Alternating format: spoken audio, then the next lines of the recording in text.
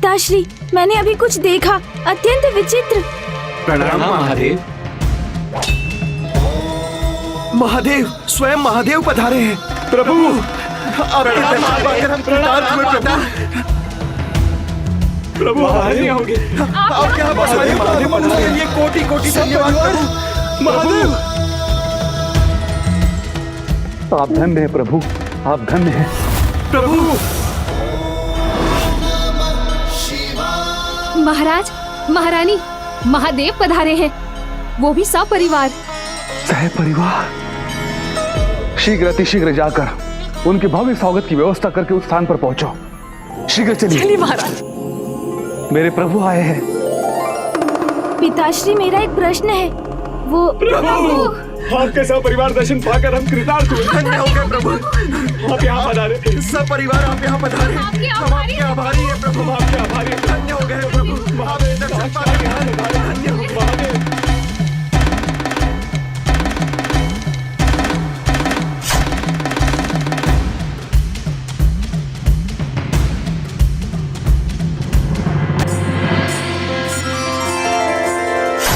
ओम नमः शिवाय, ओम नमः शिवाय, ओम नमः शिवाय,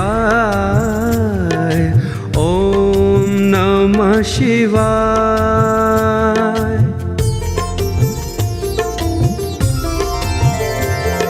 त्र्यंबकं सदाशिवं नमामि हे उमापति। जय नीलकंठ जय अनंत नमोस्तुते नमोस्तुते।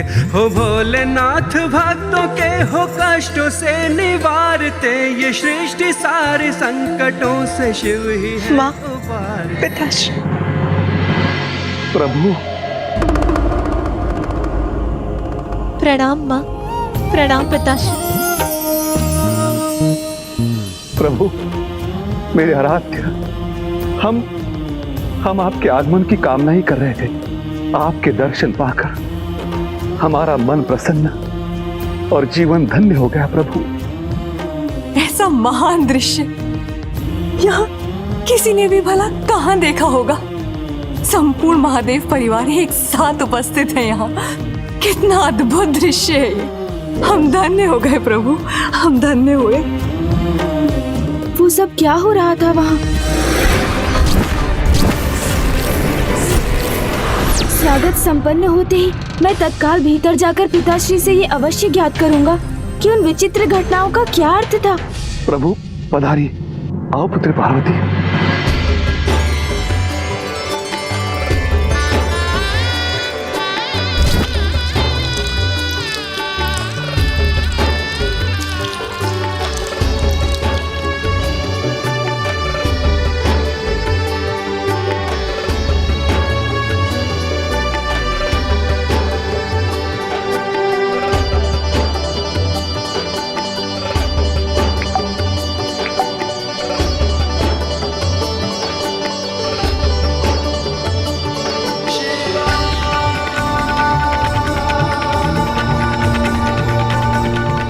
आप दोनों को आते हुए मार्ग में कोई कष्ट तो नहीं हुआ ना? और कोई तो कष्ट नहीं हुआ नानी जी, बस गणेश पीछे छूट गया था।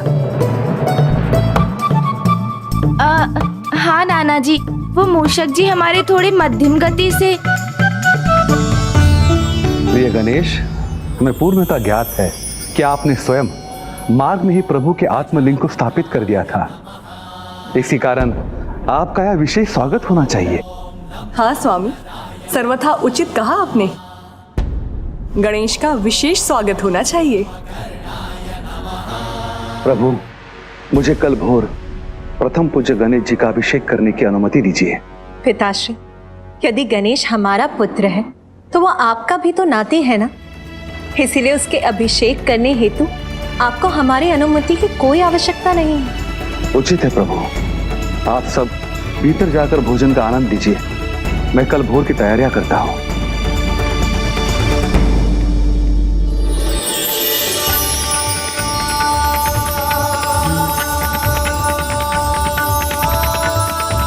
पधारिए, पधारिए मेरे प्रभु। आसन ग्रहण कीजिए। मुझे अपने कक्ष में जाने के पूर्व पिताश्री से प्रश्न कर अपनी जिज्ञासा शांत कर लेनी चाहिए। पिताश्री। महादेव पुत्र गणेश, आपके अभिषेक के उपरांत मैं आपसे अवश्य संपूर्ण कथा सुनूंगा कि किस प्रकार आपने अपनी युक्तियों से लंकेश रावण को रोक दिया था। जी अवश्य नाना जी, किंतु मैं पुत्र कार्तिकेय। पुत्र गणेश, आप हैं तो एक बालक ही, किंतु कार्य इतने महान करते हैं। तो अब आप अपने कक्ष में चलकर भोजन ग्रहण कर लीजिए और कुछ समय विश्राम भी कर लीजिए। चलिए, मैं आपको आपका कक्ष दिखा देती हूँ, आइए। अवश्य नानी माँ, किंतु सर्वप्रथम मुझे पिताश्री से कुछ पूछना है। नहीं नहीं पुत्र गणेश, आप बहुत दीर्घ अवधि से यात्रा कर रहे हैं। सर्वप्रथम आपको विश्राम करना चाहिए और उसके उपरांत ही आप अपने पिताश्री से मिलकर अपनी सारी जिज्ञासाएं शांत कर लीजिएगा। अर्थात भवन में आकर भी मैं अभी पिताश्री से अपने प्रश्न नहीं कर पाऊंगा। अब मुझे भोर की प्रतीक्षा करनी होगी। चलिए।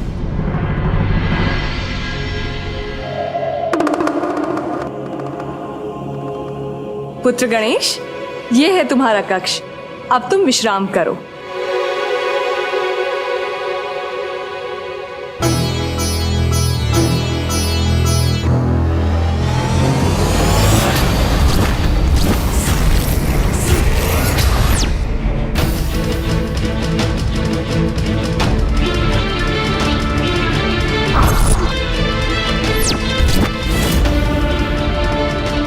मेरी जिज्ञासा मुझे अत्यंत विचलित कर रही है। जब तक मुझे उन अस्तित्वों का रहस्य ज्ञात नहीं होता, मैं भला कैसे विश्राम कर सकता हूँ। और में यदि मेरा अभिषेक आरंभ हो गया तो मुझे माँ और पिताश्री से कुछ प्रश्न पूछने का अवसर ही प्राप्त नहीं होगा। तो मूषक जी, आप ही सुझाव दीजिए, क्या मुझे अभी जाकर माँ और पिताश्री से इसकी चर्चा? ये तो यहाँ पहुँचते ही निद्रामग्न हो गए। फिर मैं किससे सुझाव लूं? यहाँ तो मेरा कोई मित्र भी नहीं। हाँ, कार्तिकेय भैया हैं, किंतु वो भी नाना जी के साथ अन्य कार्यों की व्यवस्था में व्यस्त होंगे। मूषक जी तो विश्राम कर रहे। कितना उत्तम होता यदि मेरा कोई ऐसा मित्र होता जिससे मैं वार्तालाप कर पाता और जो मेरी इस जिज्ञासा को शांत कर पाता।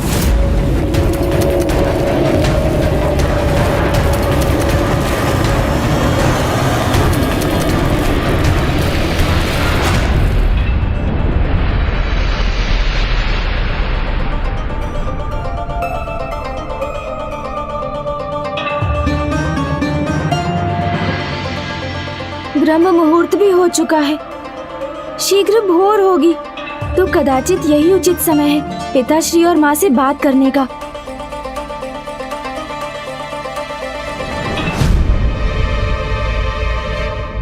माँ, प्रणाम माँ, मुझे आपसे कुछ ज्ञात करना है। अभी नहीं पुत्र, तुम्हारे मन में जो भी शंका है तुम उस प्रश्न का उत्तर अपने पिताश्री से ज्ञात क्यों नहीं कर लेते।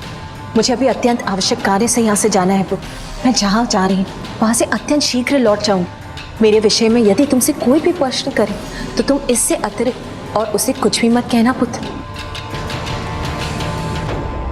माँ, आज के पूर्व तो मैंने माँ को इस प्रकार कहीं जाते नहीं देखा, तो फिर आज ब्रह्म मुहूर्त में वो कहाँ चली गईं? और क्यों? सब कुछ विचित्र ही क्यों घटित हो रहा है यहाँ? अब ये तो एक नवीन जिज्ञासा है, किंतु मैं पिताश्री से पूछकर सर्वप्रथम अपनी पूर्व की जिज्ञासाएं तो शांत कर लूं।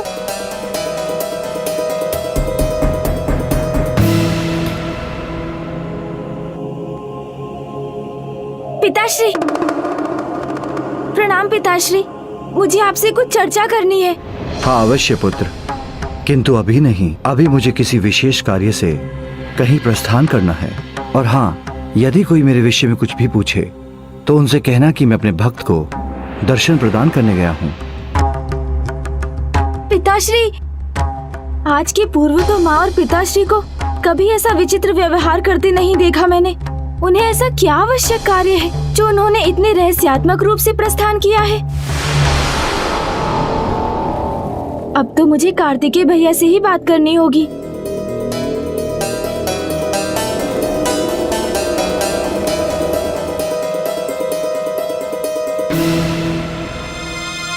मुझे ये ज्ञात था कि अवश्य भैया कार्तिकेय और नाना जी राजभवन की सुरक्षा एवं अन्य व्यवस्था पर ही चर्चा कर रहे होंगे।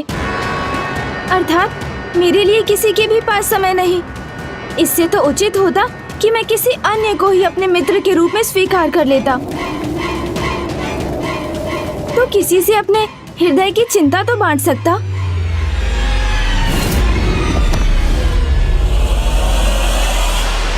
मित्र,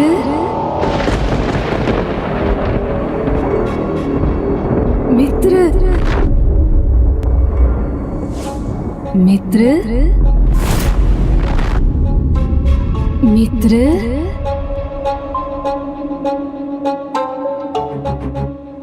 मित्र। मुझे ऐसा आभास क्यों हो रहा है जैसे कोई मुझे संबोधित कर रहा हो। मित्र कहकर कौन पुकार रहा है मुझे? मित्र, क्या कोई है यहाँ?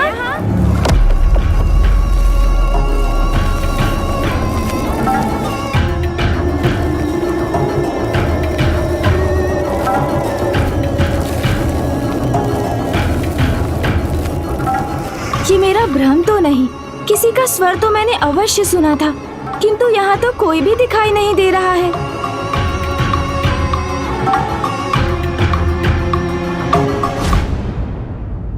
माँ, माँ यहाँ?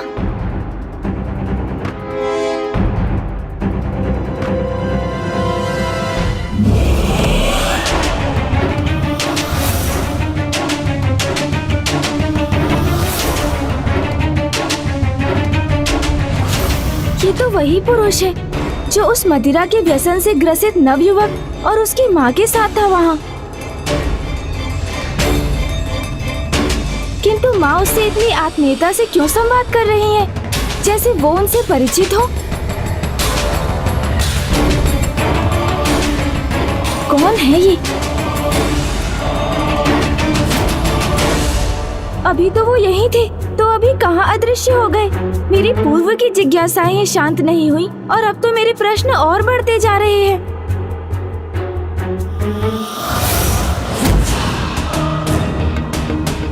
और अब पिताश्री यहाँ क्या कर रहे हैं? देखने से तो प्रभु के भक्त जैसे हैं, किंतु कौन है ये?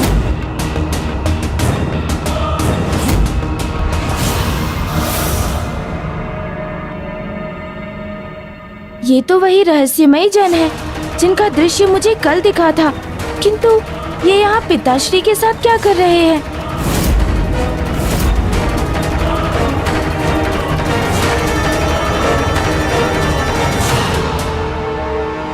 ये कैसा विचित्र घटनाक्रम है।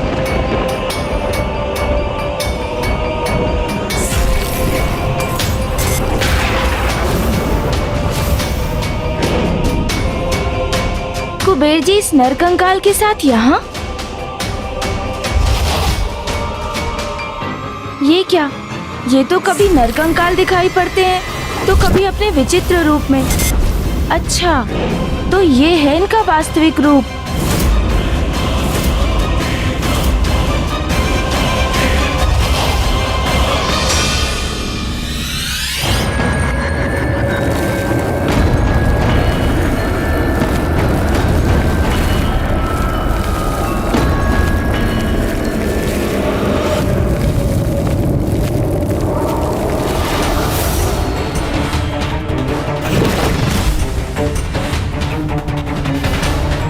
कुबेर जी, किंतु ये इस कंकाल के समक्ष ऐसी क्या विनती कर रहे हैं? कदाचित इनसे ही मुझे अपने समस्त प्रश्नों के उत्तर प्राप्त हो जाएं।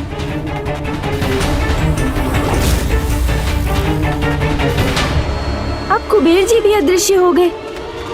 मैं कैसे ज्ञात करूं कि माँ, पिताश्री और कुबेर जी इन तीनों से कैसे परिचित हैं? क्या संबंध है इनका? क्या है इसका रहस्य? ये रहस्य कौन उजागर करेगा? कुछ तो अवश्य है, मुझे इस रहस्य को ज्ञात करना ही होगा।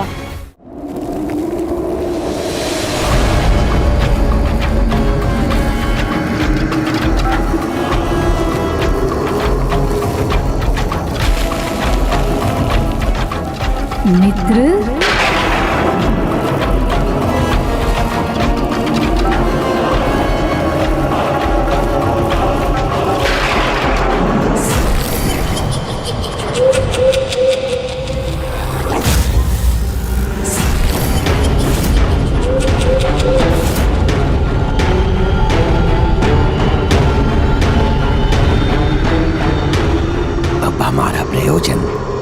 दृश्य सिद्ध होगा जिसकी हम इतने दीर्घ समय से प्रतीक्षा कर रहे हैं। अब उस दृश्य के साक्षी बनेंगे हम।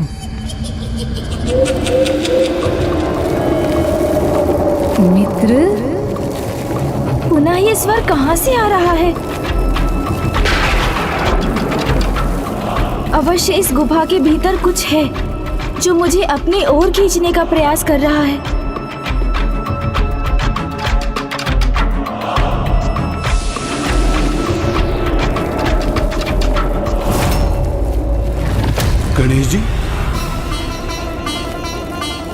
गणेश जी तो उसी गुफा की दिशा में देख रहे हैं। कहीं अब वो अनर्थ न हो जाए जिसका मुझे भय है।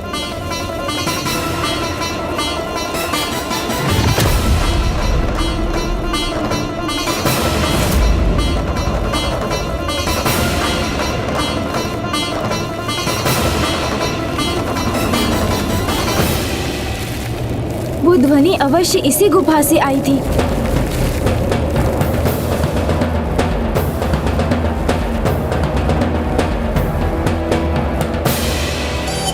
हमारे प्रयास अवश्य सफल होंगे आज।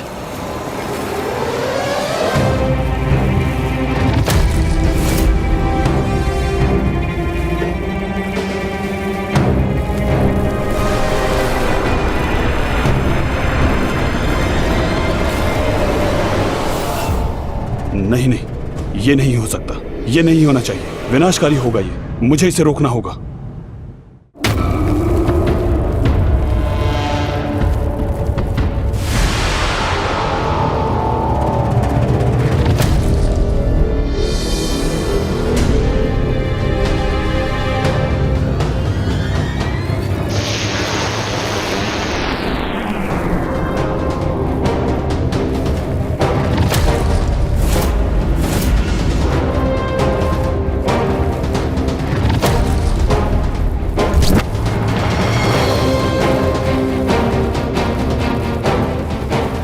इससे पहले कि गणेश उस गुफा तक पहुंचे, मैं ही उसे जाकर भस्म कर देता हूं।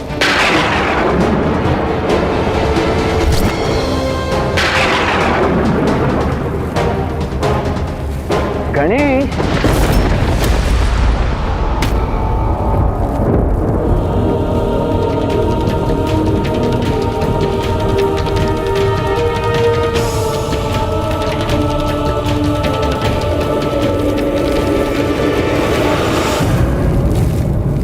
भैया आप यहाँ?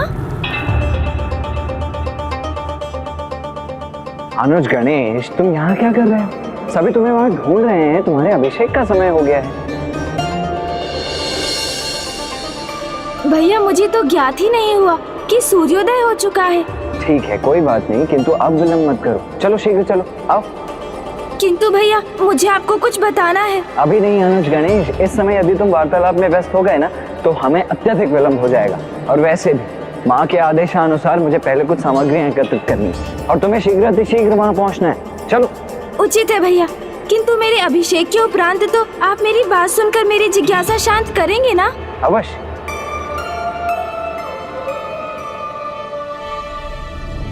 अभी तो गणेश जी ने भंडासुर की रचना नहीं की, किंतु मुझे ऐसा आभास हो रहा है जैसे कुछ शक्तियां उनसे ऐसा करवाना चाहती हैं।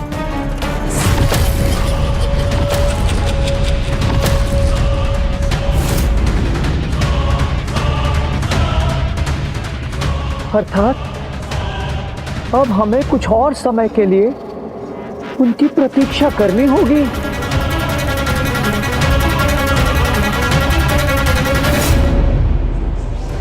जो शक्तियां ये चाहती हैं कि अनर्थकारी घटना घटित हो, वो तो पुनः प्रयास करेंगे, और जो आज नहीं हो सका वो कल हो सकता है। इस संकट को प्रलय में परिवर्तित होने के पूर्व मुझे ही कुछ करना होगा।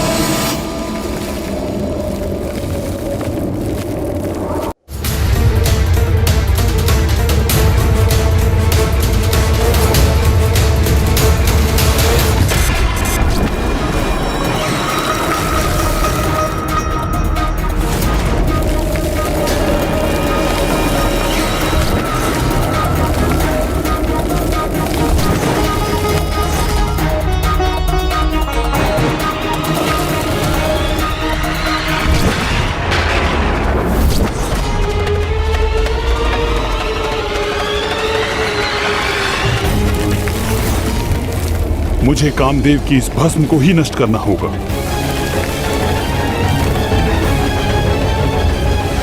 जब सब कुछ नष्ट हो जाता है तब मात्र भस्म ही शेष रह जाती है, किंतु उसे नष्ट करने का भला क्या उपाय हो सकता है? यदि मैं इसे नष्ट नहीं कर सकता तो इसे भिन्न भिन्न दिशाओं में बिखेर तो सकता हूं, जिससे यह आकार लेने हेतु एक स्थान पर एकत्र न रह सके।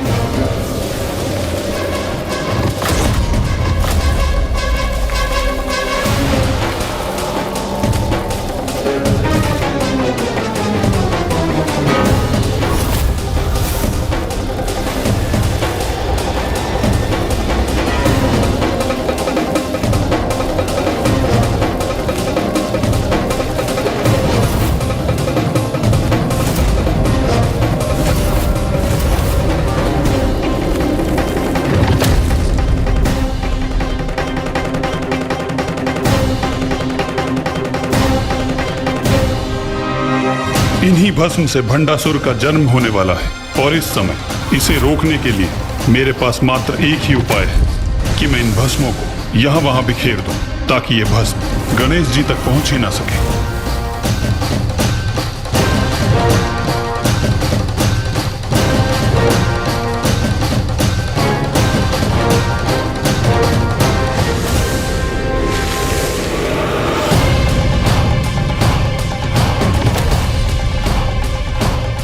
अब जो भस्म शेष है उसे भी इसी प्रकार बिखेरना होगा मुझे।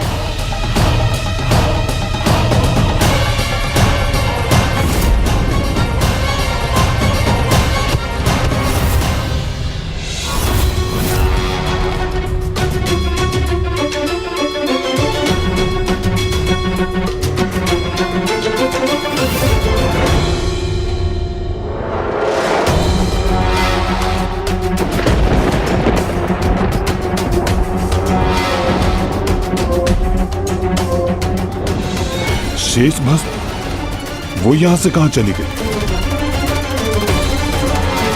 भला कहां अदृश्य हो सकती है?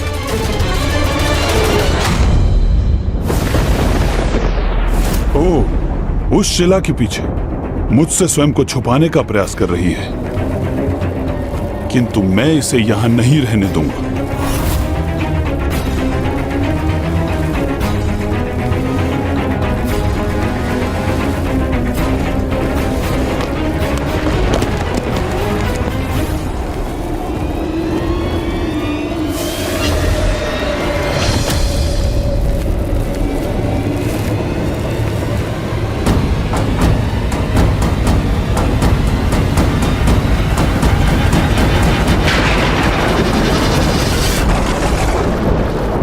पुत्र है ग्रीफ, नहीं पुत्र है ग्रीफ।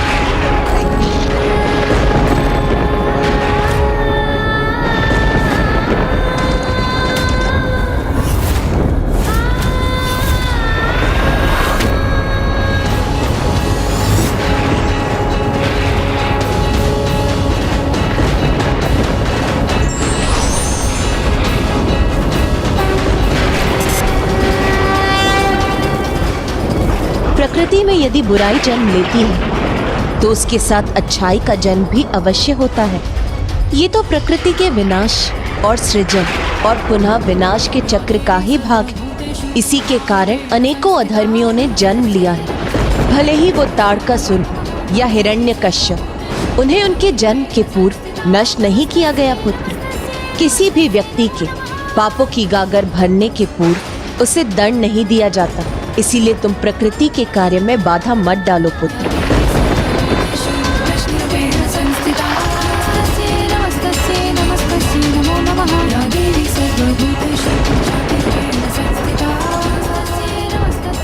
उचित है माता, मुझे क्षमा कीजिए माता। पुत्र, जो होना था वो हो चुका और नियति के अनुसार जो होना है वो भी अवश्य होकर ही रहेगा।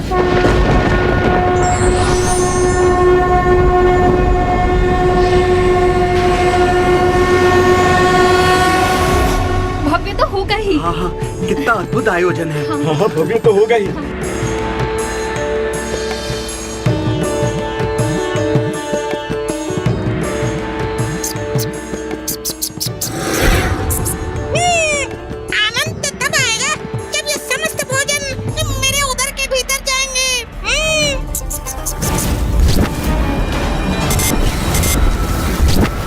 मन में तो अभी तक वही प्रश्न उमड़ रहे हैं कि उन विचित्र घटनाओं के पीछे क्या कारण था। पिताश्री,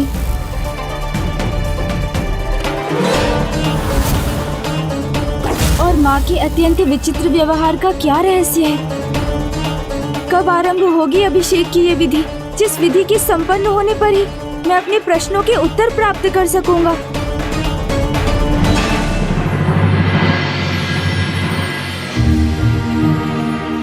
अब यहाँ प्रथम पूज्य श्री गणेश का पंचामृत अभिषेक आरंभ करना चाहिए। ये समस्त आयोजन प्रथम पूज्य श्री गणेश को बधाई और हमारी ओर से इनका आभार व्यक्त करने स्वरूप किया गया है, क्योंकि इन्होंने दशानन रावण द्वारा प्रभु महादेव के आत्मलिंग को लंका ले जाने से रोककर इस समस्त संसार पर आने वाले घोर अनिष्ट को सुरक्षित कर दिया है। ऐसा महान कार्य किया है इन्होंने। अभिषेक की ये सुंदर विधि तो गणेश जी के माता द्वारा ही आरंभ होनी चाहिए। पुत्री पार्वती,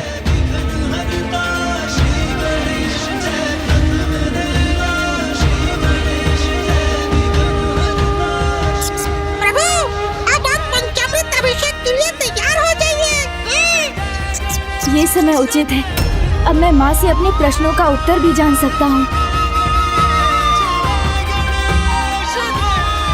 माँ, मुझे आपसे कुछ कहना है।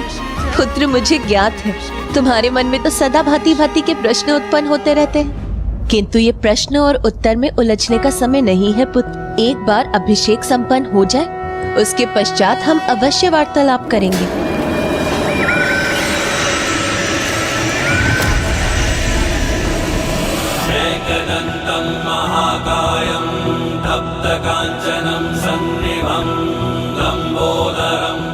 माँ ने तो मुझे मेरे प्रश्नों का उत्तर दिए बिना ही मुझे शांत कर दिया, स्वयं से कुछ पूछने ही नहीं दिया मुझे।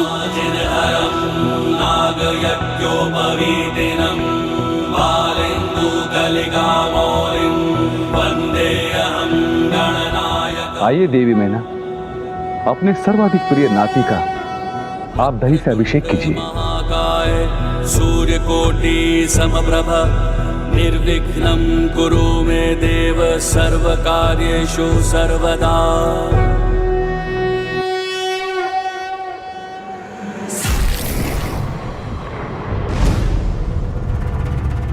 क्या हुआ पुत्र गणेश, किस विचार में हैं आप?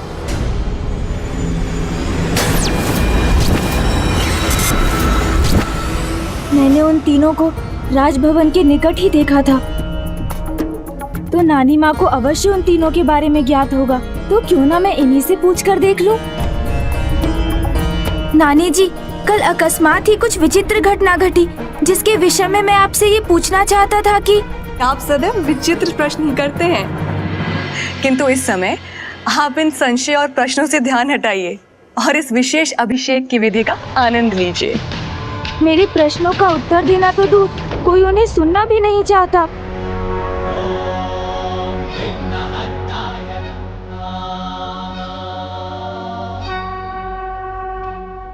प्रभु, अब आप गणेश का घृत से अभिषेक कीजिए। नहीं महाराज जी मोहन, आप उसके नाना जी हैं, इसलिए मुझसे पूर्व तो आपके द्वारा ही उसका अभिषेक सर्वथा उचित है।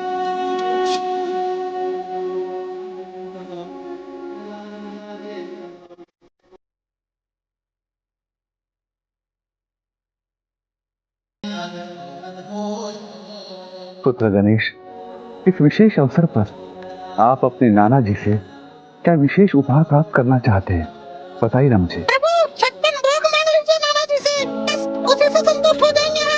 नाना जी, यदि आप मुझे कोई उपहार प्रदान करना ही चाहते हैं, तो मुझे मेरे कुछ प्रश्नों के उत्तर देकर मेरी एक जिज्ञासा शांत कर दीजिए।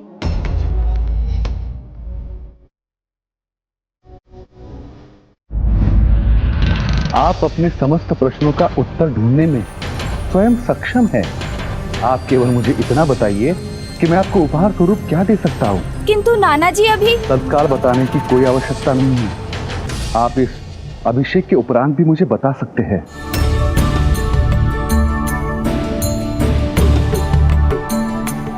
लीजिए प्रभु, अब आप मधु से पुत्र गणेश का अभिषेक कीजिए। अब ये उचित अवसर है। मैं पिताश्री से ही अपने प्रश्नों का उत्तर ज्ञात करूंगा।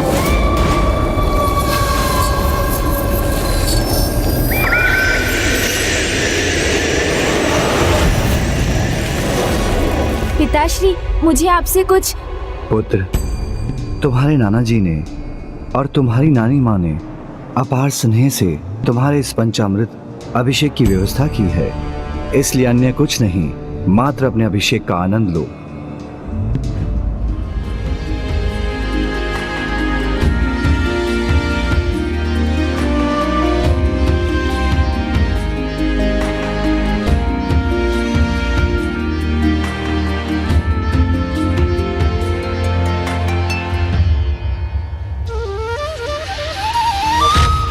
अब इक्षु रस से प्रथम पूज्य गणेश जी का अभिषेक करने का अवसर किसे प्राप्त होना चाहिए? मुझे नाना जी।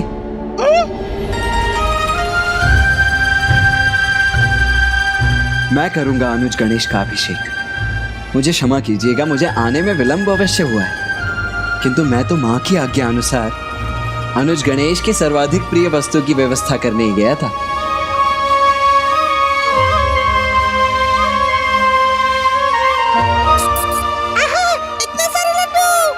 लड्डू नहीं, आज तो मुझे उत्तर चाहिए जो मुझे कोई भी नहीं दे रहा है।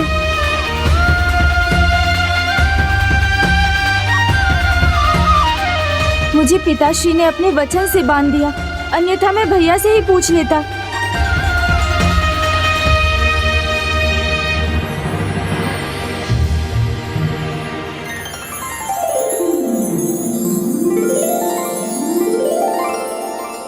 अब हमें अभिषेक की शेष विधि संपन्न करनी चाहिए।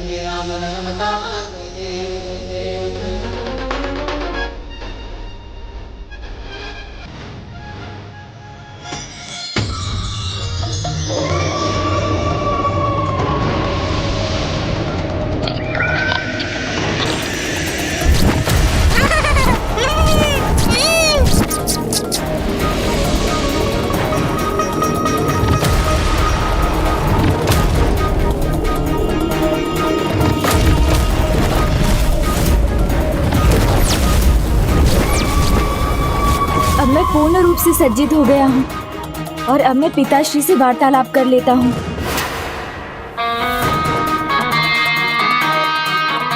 मेरे अभिषेक की संपूर्ण विधि संपन्न हुई और अब मैं किसी से भी अपने प्रश्नों के उत्तर ज्ञात करने के लिए पूर्ण रूप से मुक्त हो गया हूँ। पिताश्री। पार्वती। हाँ प्रभु। अब मेरे ध्यान समाधि का समय हो गया है, मैं प्रस्थान करता हूँ।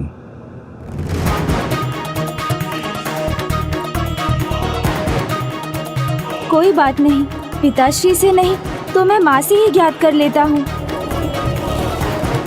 माँ, मैं बहुत अधिक समय से आपकी प्रतीक्षा कर रहा हूँ। मुझे कुछ अति आवश्यक संवाद करना है आपसे। गौरी पुत्र, आप हमें भी तो अपनी माता के साथ कुछ समय व्यतीत करने का अवसर दीजिए।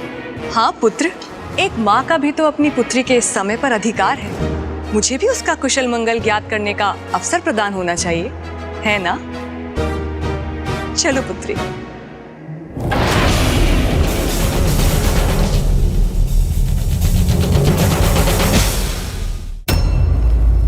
नाना जी अभी यहाँ अकेले हैं। उन्हें तो उन दृश्यों का रहस्य अवश्य ज्ञात होगा।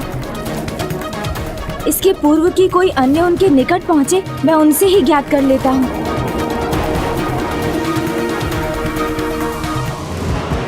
कहाँ चल दिया अनुज गणेश? अरे नाना जी के निकट भैया, और कहाँ? भूल गए अनुज गणेश, मैंने पूर्व में ही कह दिया था कि इस बार नाना जी और नानी जी का संपूर्ण स्नेह और समय केवल तुम पर ही केंद्रित नहीं रहेगा। नाना जी, वो कल रात्रि में हमारी वो वाली चर्चा अधूरी रह गई थी ना? मेरे विचार से हमें उसे अब संपन्न कर लेना चाहिए। आइए चलिए। भैया,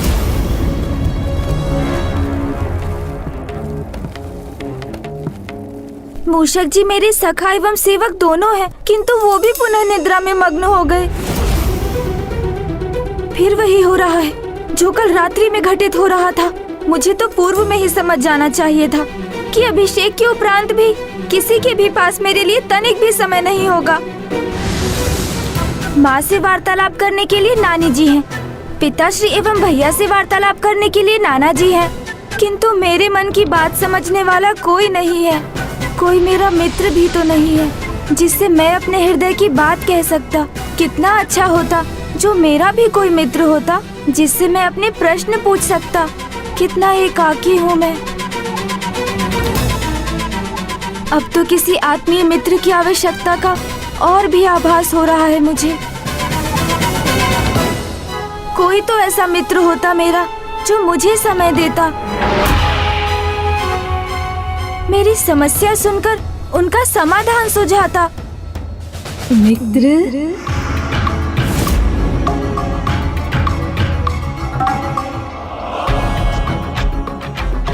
मुझे भ्रम हो रहा है अथवा वास्तव में भस्म ही मुख का आकार लेकर मुझे पुकार रही है। मित्र, मित्र, मित्र।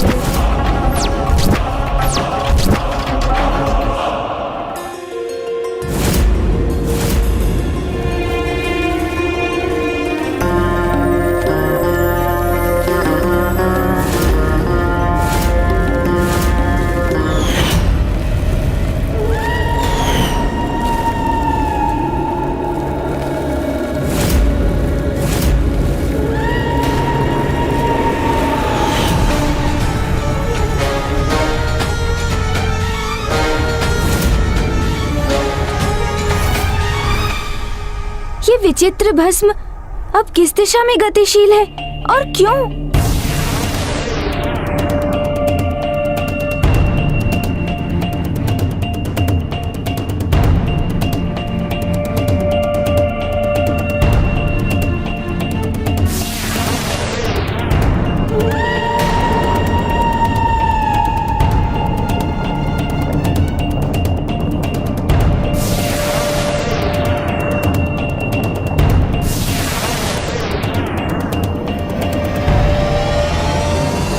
स्वामी, कदाचित अभी भी इसकी संभावना है कि ये अनिष्टकारी घटना घटित होने से रुक जाए, ये संकट टल जाए।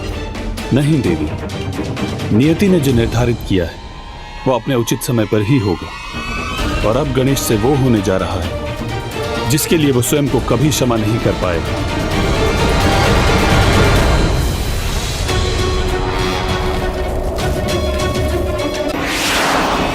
विघ्नहर्ता गणेश अब वो होने जा रहा है जिसके लिए वो स्वयं को कभी क्षमा नहीं कर पाएगा।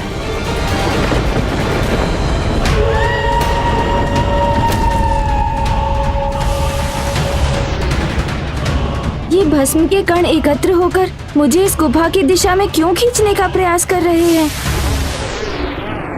और ये तो वही गुफा है जिससे भोर में भी ध्वनि उत्पन्न हुई थी।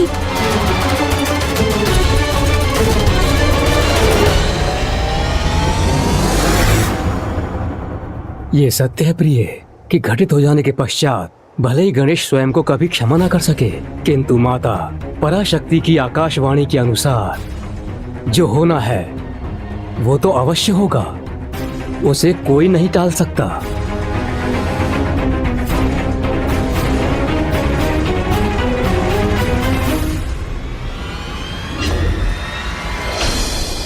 यहाँ तो कोई भी नहीं।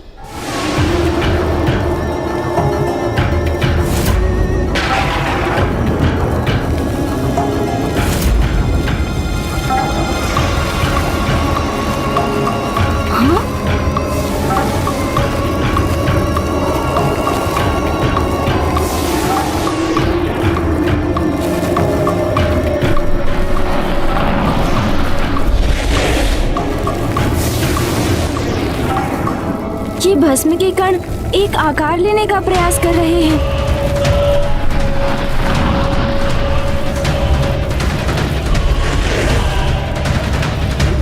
क्या है ये और मुझे यहाँ क्यों बुलाया है इसने?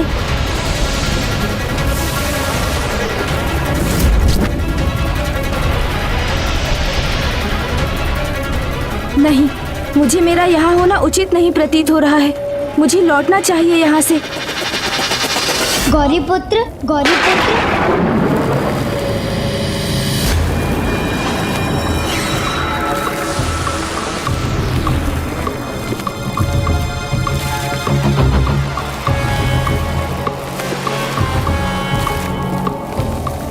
अनेक वर्षों से जो यहाँ आपकी प्रतीक्षा कर रहा है वो हूँ मैं। आपके समान मैं भी अकेला हूँ, जिसके पास ना कोई आता है न जिससे कोई कुछ कहता सुनता है। क्यों? मैं सत्य ही कह रहा हूँ ना मित्र। अकेलेपन का आभास तो अवश्य हो रहा है मुझे, किंतु मुझसे ये कहने का इसका क्या प्रयोजन है? गौरीपुत्र, मेरे कण आपके चारों ओर थे, इसलिए मुझे ज्ञात है कि आपको तो सभी ने अकेला छोड़ दिया है। पिता ध्यान में लीन हो गए। अब मेरे ध्यान समाधि का समय हो गया है, मैं प्रस्थान करता हूँ। माँ अन्य के साथ व्यस्त हो गई और आपके भ्राता और आपके नाना जी ने भी आपके जिज्ञासा पर ध्यान नहीं दिया। आपकी चिंता, आपके विचारों को सुनने से अस्वीकार कर दिया। शेष ही मूषक जी, वो तो भोजन और निद्रा में व्यस्त रहते हैं। जानता हूँ, सब जानता हूँ मैं। कितना दुख हुआ आपको जब इतने प्रयासों के बाद भी किसी ने आपकी एक ना सुनी। ये भी ज्ञात है मुझे, और उससे भी रोचक बात है कि आपकी भी वैसी अवस्था है जैसे आपकी माता की थी जब उन्होंने आपकी रचना की थी।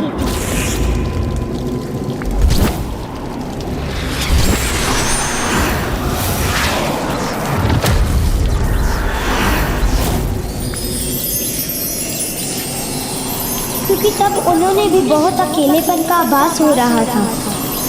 उस समय उन्होंने आपको ही उत्पन्न किया। तो अब आप मेरी रचना कीजिए, चिंता मत कीजिए। सब चलता है, सब चलता है।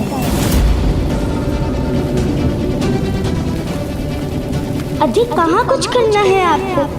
मैं स्वयं कोई आकार लेने में असमर्थ हूँ। तो मित्र गौरीपुत्र, मुझे एक आकार लेने मात्र में मेरी सहायता कीजिए आप। मित्र की आवश्यकता तो है मुझे, किंतु इस प्रकार इस अज्ञात भस्म को आकार देना क्या ये उचित होगा? किस दुविधा में डूब गए हैं आप मित्र? जिस प्रकार आपकी माता ने आपको रचा, उस प्रकार आप मुझे रच दीजिए। माँ तो जगत माता है, वो जो भी करती है उसमें तो सदैव जगत कल्याण ही निहित होता है। किंतु मैं प्रकृति के नियमों के विरुद्ध कैसे जा सकता हूँ? यदि आपकी रचना नियमों की विरुद्ध नहीं थी तो मेरा उत्पन्न होना भी नहीं होगा। इसलिए इतना विचार मत कीजिए, बस कर्म कीजिए, मुझे आकार दीजिए।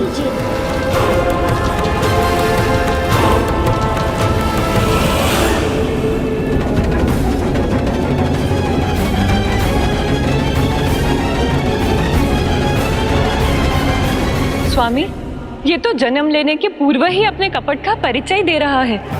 गौरी पुत्र प्रथम पूज्य गणेश को उनकी दुर्बलता का आभास दिलाकर उनके लाभ उठाने का प्रयास कर रहा है, और साथ ही वो सब चलता है कि भाव को भी आरंभ कर रहा है। ये सब चलता है का भाव संसार में अनेक समस्याओं को जन्म देता है, और दुर्भाग्यवश ये संसार एक बहुत बड़े संकट का साक्षी बनेगा, वो भी स्वयं विघ्नहर्ता गणेश के हाथों।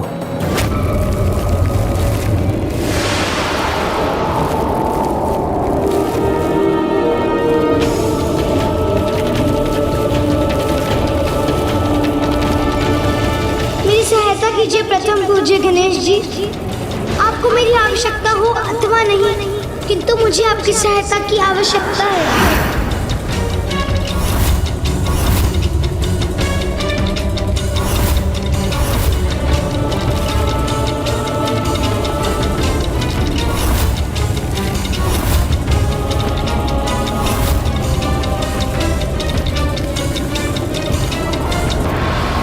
हमने गणेश जी के मन में प्रश्न जागृत कर उन्हें इतना विचलित तो कर ही दिया था कि वो यहाँ से बिना सहायता किए लौटने में असमर्थ होंगे।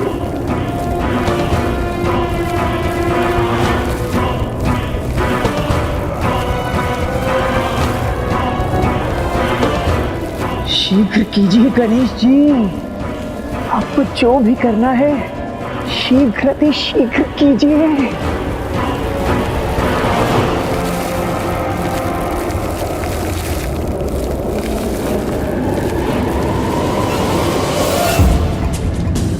नहीं गणेश, ऐसा कदापि मत करना। स्वयं अपने द्वारा ऐसा भयंकर अनर्थ मत होने दीजिए प्रथम पूज्य गणेश जी।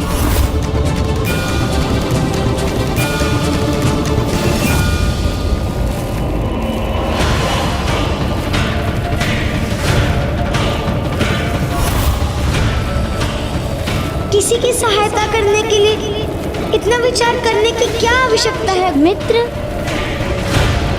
किसी का सहायक बनने में तो सब चलता है।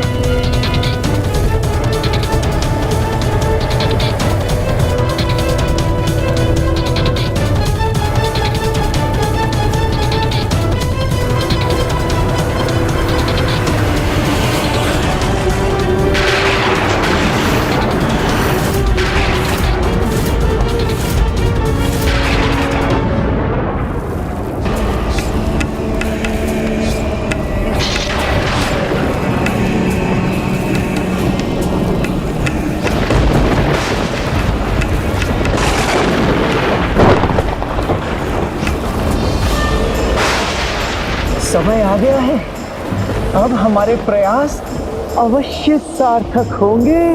गणेश को हमने इतना अधीर कर दिया है कि उसके फल स्वरूप हमें हमारे महानायक का सानिध्य प्राप्त होने जा रहा है।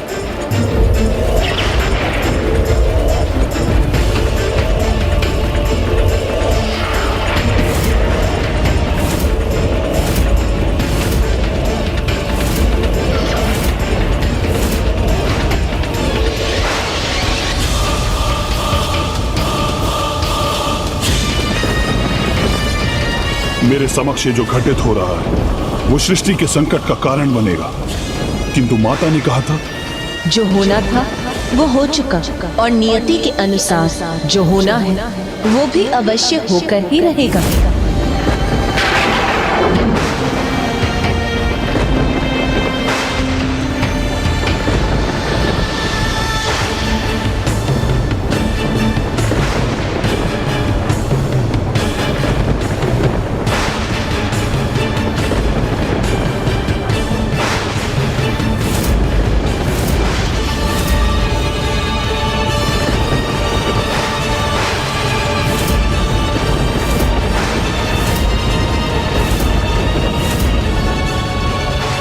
अभी तक मेरा कोई मित्र नहीं था, अब से ये मेरा मित्र होगा।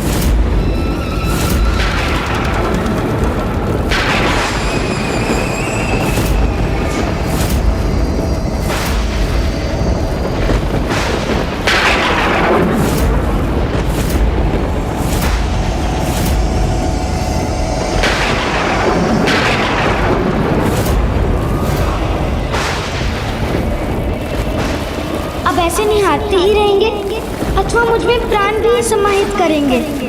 आप मात्र मेरे मित्र नहीं, मेरे रचयिता हैं, मेरे जन्मदाता हैं। हे महान प्रथम पूज्य गणेश जी, तो प्रतीक्षा मत कीजिए, शीघ्र इस कार्य को संपन्न कीजिए।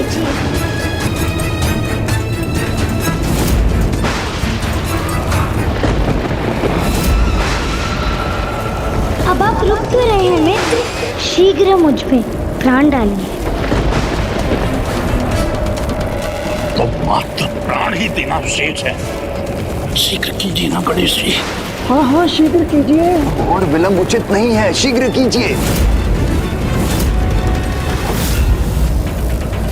नहीं गणेश, ऐसा कदापि मत करना। ये अनर्थ मत कीजिए पार्वती नंदन। क्या ये उचित होगा? संकोच का स्थान नहीं है। आप अपनी रचना को शीघ्र प्राण दीजिए गणेश जी, और फिर आपको एक मित्र भी प्राप्त होगा। ऐसा मित्र जो सदा आपके साथ रहेगा, सदा आपकी प्रत्येक बात सुनेगा। अन्य सभी के समान मैं कभी अनसुना नहीं करूंगा। तो मुझे प्राण दीजिए गणेश जी। अब इतना भी मत सोचिए, सब चलता है, चलता है, चलता है। जो अपनी रचना होने के पूर्व ही अपना कार्य संपन्न करने की धूर्ता भरी युक्तियां जानता हो, वो भविष्य में और क्या क्या नहीं करेगा।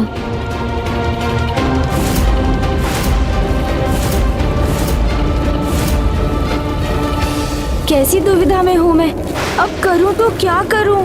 ऐसी अधूरी सहायता का क्या लाभ मित्र? मेरे जन्मदाता, मुझे आकार दिया, शरीर तो प्रदान कर दिया आपने, किंतु प्राणों के बिना क्या लाभ है शरीर का? उचित ही तो कह रहा है ये। आकार प्रदान किया और प्राण नहीं, तो फिर तो कुछ कहाँ प्रदान किया मैंने? इतना विचार मत करो मित्र।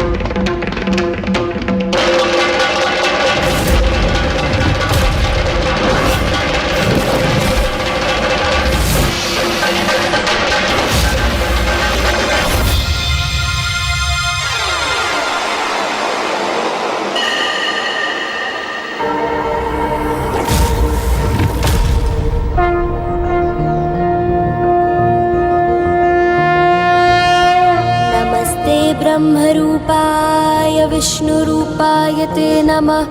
नमस्ते रुद्ररूपाय करिरूपाय ते नमः। विश्वरूप स्वरूपाय नमस्ते ब्रह्मचारिणे। भक्तप्रियाय देवाय नमस्तुभ्यं विनायक। ॐ सिद्धि बुद्धि सहिताय महागणपतये नमः।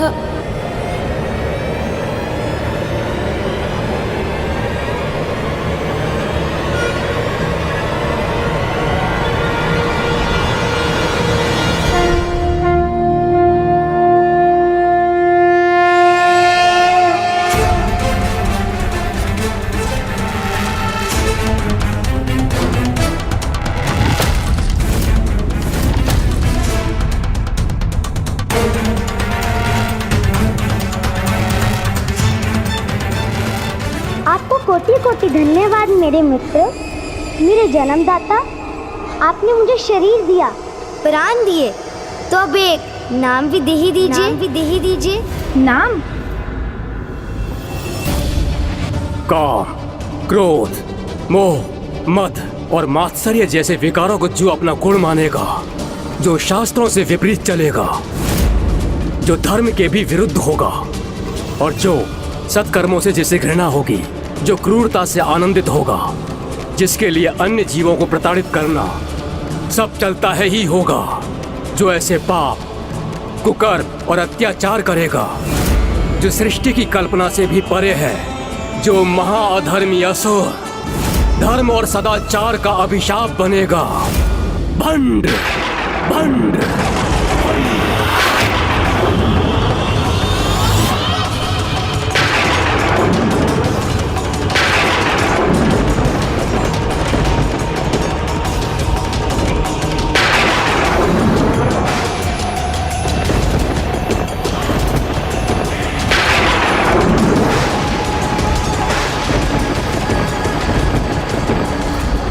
तुम्हें तुम्हारा नाम देता हूँ, भंड कुमार। भंड कुमार, धन्यवाद। हमारे महानायक भंड कुमार। एकाएक मुझे ऐसा क्यों आभास हुआ कि जैसे हमारे अलावा कोई अन्य भी यहाँ उपस्थित है।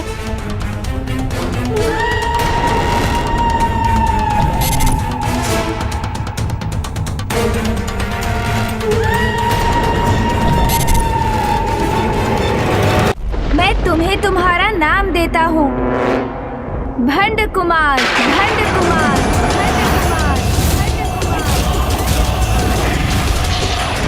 हमारे महानायक भंड कुमार।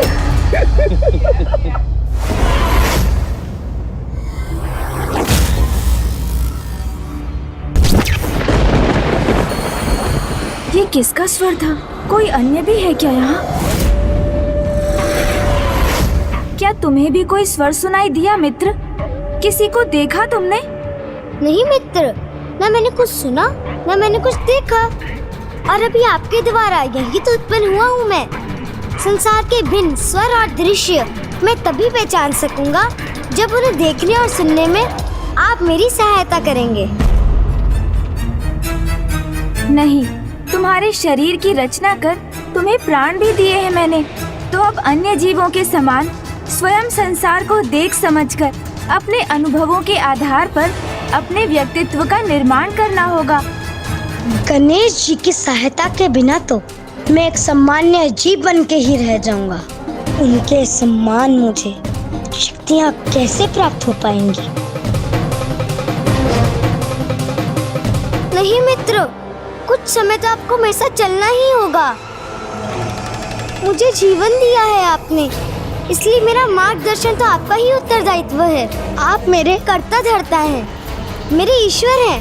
नहीं, मैं तो तुम्हारा मित्र ही हूँ, इसीलिए मुझे मित्र ही पुकारो। एक मित्र का साथ पाने के लिए ही तो मैंने तुम्हारा सृजन किया। क्योंकि किसी के पास भी मुझसे बात कर मेरी जिज्ञासा शांत करने का समय ही नहीं था। मैं तो आपके प्रत्येक बात सुनना चाहता हूँ, किंतु ज्ञात नहीं आप ही मेरा साथ क्यों ठुकरा रहे हैं।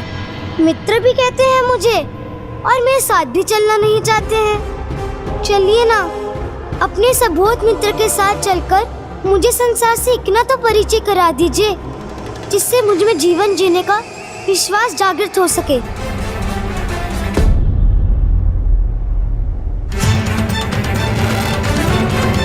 अच्छा, आप मेरा साथ नहीं चाहते तो मैं आपको विवश नहीं करूंगा।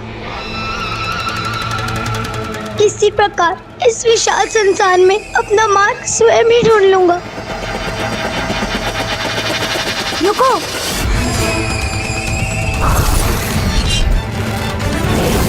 मित्र, निराश मत हो मित्र। मैं कुछ समय तुम्हारे साथ अवश्य चलूंगा, किंतु मात्र एक प्रहर, अर्थात आज सूर्यास्त तक। उसके उपरांत मुझे नाना जी के निवास लौटना होगा। उचित है मित्र, चले? अवश्य।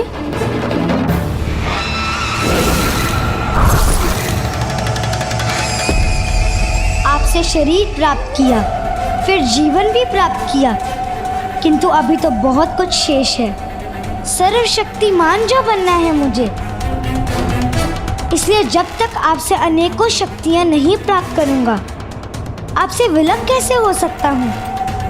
अब मित्रता का इतना लाभ उठाना तो चलता है ना।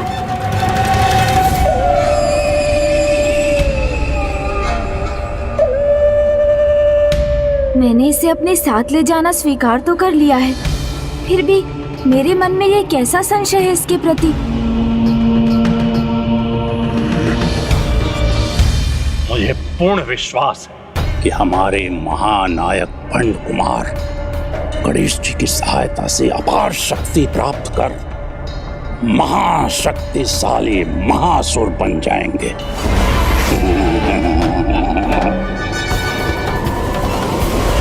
सब कुछ ज्ञात होने पर भी कैसा अबोध होने का ढोंग कर रहा है कुटिल भंड कुमार। उन्हें मित्र पुकार कर प्रथम पूज्य गणेश की मित्रता के सरल भाव को जागृत कर अपना क्या प्रयोजन सिद्ध करने का प्रयास कर रहा है ये। देवी, पथभ्रष्ट संतान अधिक समय तक अपने माता पिता का अनुचित लाभ नहीं उठा सकती, क्योंकि एक समय ऐसा आता है जब स्वयं एक पिता भी अपनी भटकी हुई संतान की सहायता करने से अस्वीकार कर देता है, ताकि वो संतान भी अपने जीवन के कठिन अनुभवों से सीख प्राप्त कर उचित मार्ग पर लौट सके। गणेश अपनी रचना के प्रति माता पिता का ही दायित्व निभा रहा है, किंतु ये भंड कुमार गणेश जी का अनुचित लाभ तभी तक उठा सकेगा जब तक गणेश उसकी वास्तविकता समझकर उसकी सहायता करने से अस्वीकार नहीं कर देता। और स्वयं भगवान द्वारा ऐसा करने का एकमात्र परिणाम हो सकता है एक बहुत बड़ी सीख का सामना करना। और उचित तो यही होगा कि गणेश की सीख से भंड कुमार अपनी मूल प्रवृत्ति में परिवर्तन ले आए। मित्र, संसार में सर्वप्रथम हमारा परिचय देवी प्रकृति से ही होता है, जो एक माता के समान हमें अपने आंचल में आश्रय देती हैं और हमें जल, वायु, पुष्प, फल और जीवन जीने हेतु सब कुछ प्रदान कर हमारा लालन पालन करती हैं। मित्र, और इतना सब कुछ करने पर भी हमसे कभी कुछ नहीं मांगती।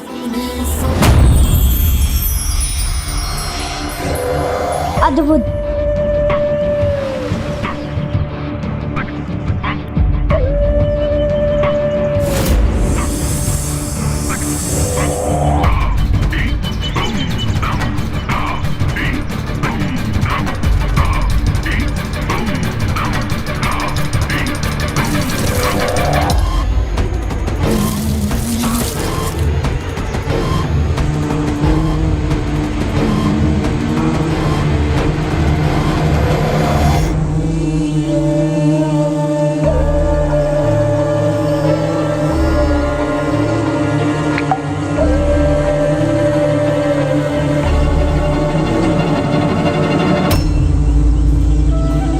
देखा तुमने, तुम्हारे मुख में स्वतः प्रवेश करने वाली इस मधु की बूंद ने भी प्रमाणित कर दिया कि देवी प्रकृति बिना मांगे ही हमें सब कुछ प्रदान कर देती हैं। और उनके इस आचरण से हमें जीवन के प्रथम धर्म निस्वार्थ भाव से देने की सीख प्राप्त होती है।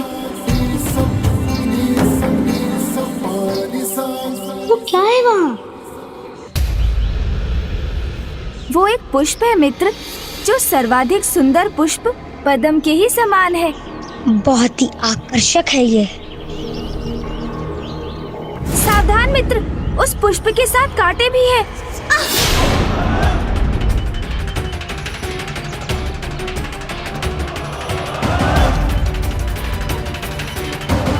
अद्भुत है ये कांटे।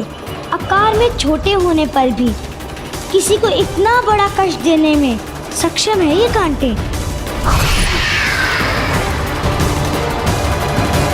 ये तुमने क्या किया? मैं तुम्हें देवी प्रकृति के समान दूसरों की भलाई हेतु अपना सर्वस्व न्योछावर करने की धर्म की सीख दे रहा था, और तुमने उसके विपरीत प्राप्त कर लिया ना इस पुष्प को, तो क्या बुरा किया मित्र? क्योंकि जब कोई प्राप्त करने वाला होगा तभी तो देने वाले का महत्व होगा। ये तो चलता है ना।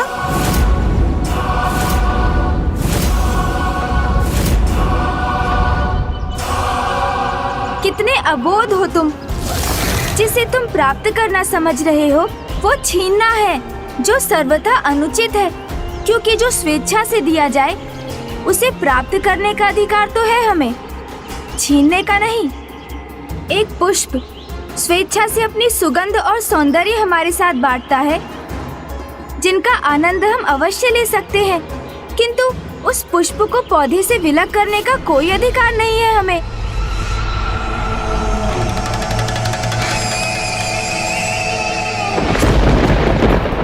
प्रतीत होता है मेरी डांट सुनकर इसे अपनी भूल का आभास हो गया है, और है भी तो कितना छोटा। कदाचित मैंने ही कुछ अधिक कठोरता दिखा दी, इसलिए ये उदास हो गया, किंतु इससे ये निश्चित है कि अब ये ऐसी भूल कदापि नहीं करने वाला।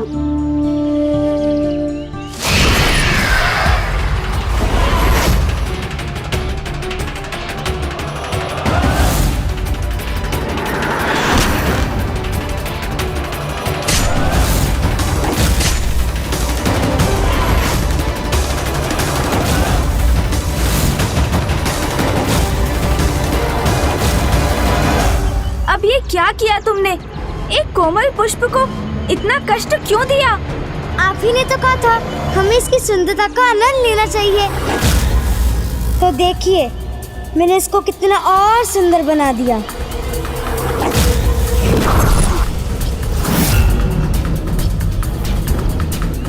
पुष्प को कांटों से छलनी कर उसकी सुंदरता में वृद्धि का आभास हो रहा है इसे। अर्थात ये तो इसके मूल स्वभाव में निहित दुष्टता का ही संकेत है। मित्र, मैं तुम्हें जो कुछ भी समझाने का प्रयास कर रहा हूँ तुम उसके विपरीत ही समझ रहे हो। ये आनंद नहीं, क्रूरता है, जो अच्छाई की नहीं दुष्टता का परिचय देती है।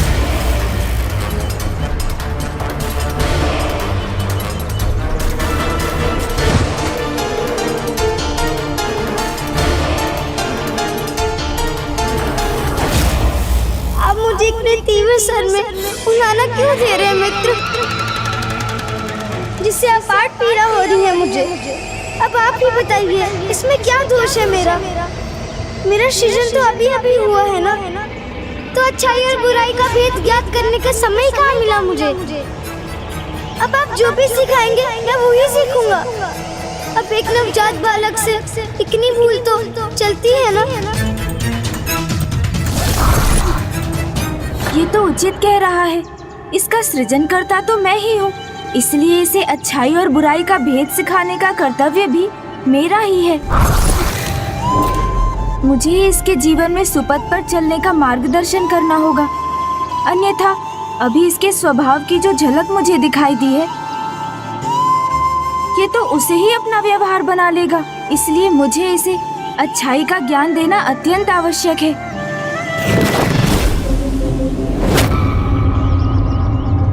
प्रथम पूज्य गणेश जी तो दुष्टता को ही अच्छाई सिखाने का प्रयास कर रहे हैं, जैसे कोई कुम्हार एक पके हुए मिट्टी के पात्र के बिगड़े हुए आकार को सुधारने का प्रयास कर रहा हो।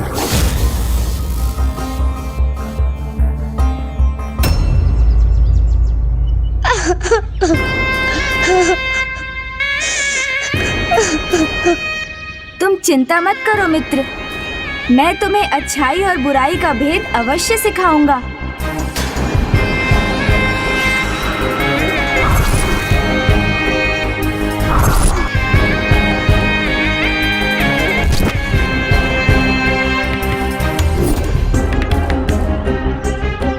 आओ मित्र, अब दुखी मत रहो, मेरे साथ चलो। अच्छा, उचित है। सर्वप्रथम अच्छाई को पहचान कर उसे अपने व्यक्तित्व और व्यवहार में आत्मसात करना सीखो। और मित्र, क्रूरता को पहचान कर उससे सदा दूर रहो, क्योंकि वो व्यक्ति के भीतर छिपी दुष्टता का ही प्रतीक है। यदि क्रूरता दुष्टता की प्रतीक है तो हम संसार के महानतम दुष्ट के अनुयायी हैं।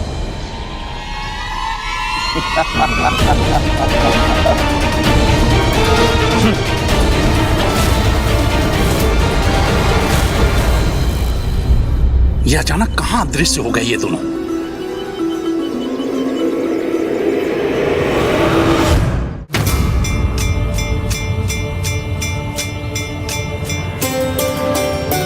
ये आप मुझे कहाँ ले आए मित्र? भूमि के उस भाग पर जहाँ भूमि देवी भोजन उत्पन्न करती हैं। यहाँ से ही तुम्हारी अच्छाई की शिक्षा आरंभ होगी। यहाँ से? यहाँ कौन सीख देगा मुझे? पंच तत्व अर्थात पृथ्वी, वायु, अग्नि, जल, आकाश, अर्थात इन्हीं पंच महाभूतों से उत्तम आचरण का ज्ञान प्राप्त कर हमें इनके गुणों को अपने जीवन में अपनाना चाहिए। और तुम्हारी प्रथम सीख तुम्हें पृथ्वी से प्राप्त होगी।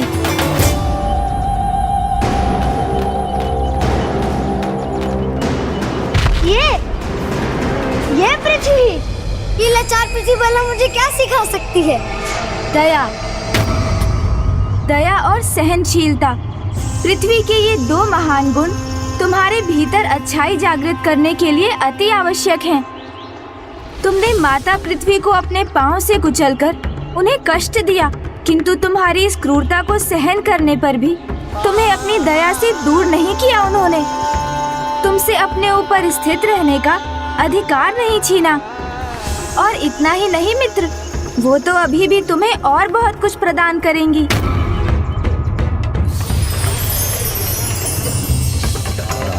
ये देखो मित्र, फसल अर्थात भोजन। माता पृथ्वी सदैव अपने धर्म का पालन करती हैं। हम उन्हें जो घाव देते हैं वो उन्हें स्वयं ही भर लेती हैं और अपने कष्ट की चिंता किए बिना निरंतर हमें भोजन प्रदान करती हैं, जो दया और सहनशीलता का उच्चतम उदाहरण है।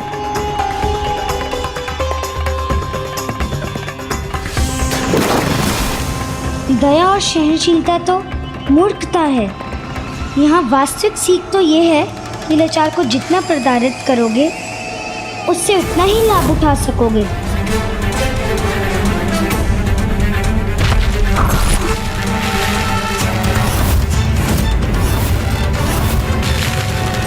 आओ मित्र, अब तुम्हारी अगली सीख के लिए हमें आगे जाना है। चले मित्र।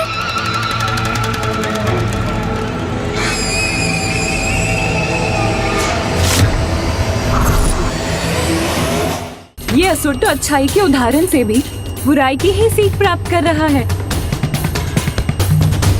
तो मेरा अनुमान सत्य ही था।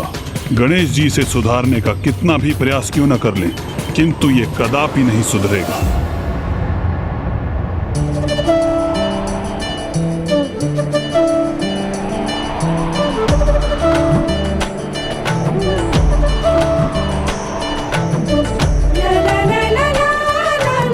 इस वायु प्रवाह का आभास करो मित्र। अपनी दूसरी सीख मुक्त पवन से प्राप्त करो मित्र। जिसका मुक्त प्रवाह सर्वत्र व्याप्त रहता है, जो किसी भी जीव जंतु पौधे आदि में कोई भेदभाव नहीं करती। जीव छोटा हो अथवा बड़ा, समानता के भाव से सभी के जीवन को प्राणवायु प्रदान करती है।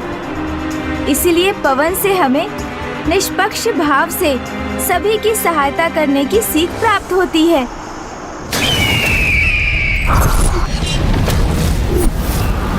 पवन से तो एक ही सीख प्राप्त हुई है मुझे, मुक्त रहो, सर्वत्र विचरण करो, और जब इच्छा हो तो भवंडर बनकर सर्वनाश कर दो। आओ मित्र।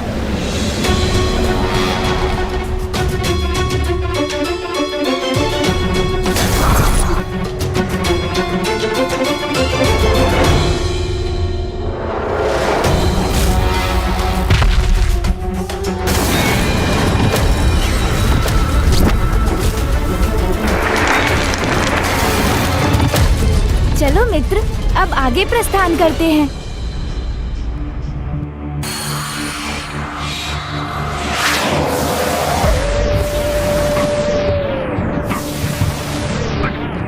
और अब अच्छाई से सर्वप्रथम महत्वपूर्ण गुण जो तुम्हें इसी आकाश से सीखना होगा।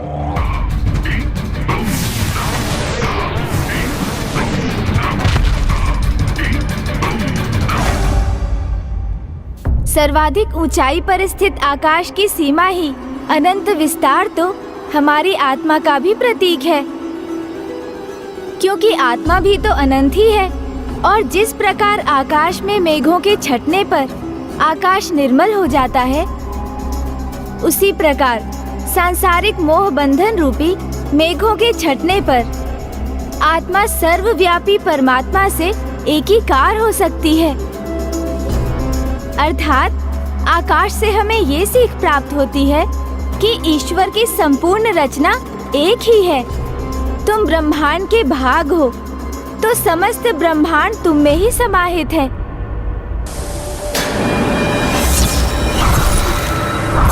आकाश के अनंत विस्तार से यही सीख प्राप्त हुई है मुझे कि समस्त सृष्टि में एक ही राजा का अनंत साम्राज्य होना चाहिए, और वो साम्राज्य मैं ही स्थापित करूंगा।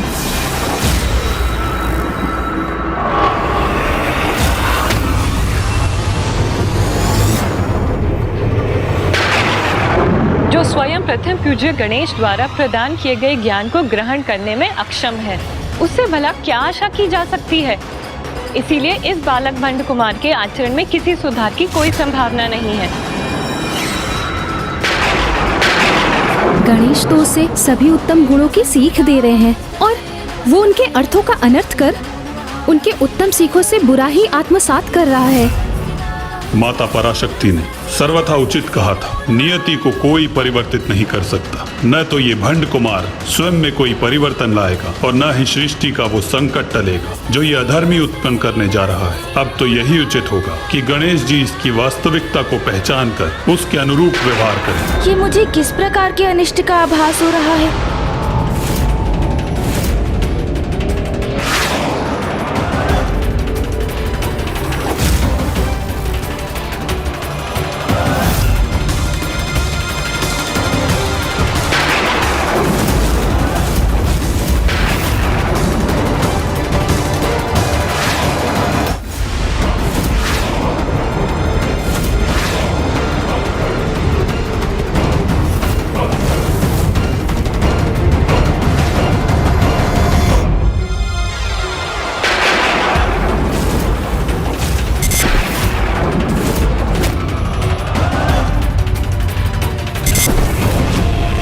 चले मित्र, अब मैं तुम्हें कुछ और गुण एवं ज्ञान से भरे प्राकृतिक उपहारों से परिचित करवाता हूँ।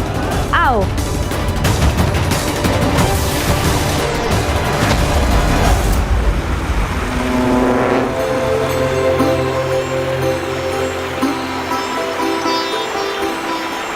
मित्र भंड कुमार, चौथा गुण तुम्हें जल से सीखना है। जल के समान परिस्थिति के अनुरूप स्वयं को किसी भी आकार में ढालकर अपने मार्ग की बाधाओं पर विजय पाकर निरंतर अपने लक्ष्य की ओर बढ़ना सीखो, और दूसरों की मलिनता को दूर कर उन्हें पवित्र करना भी सीखो।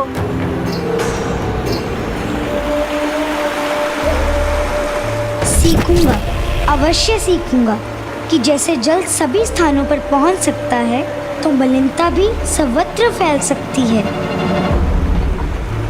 आओ मित्र।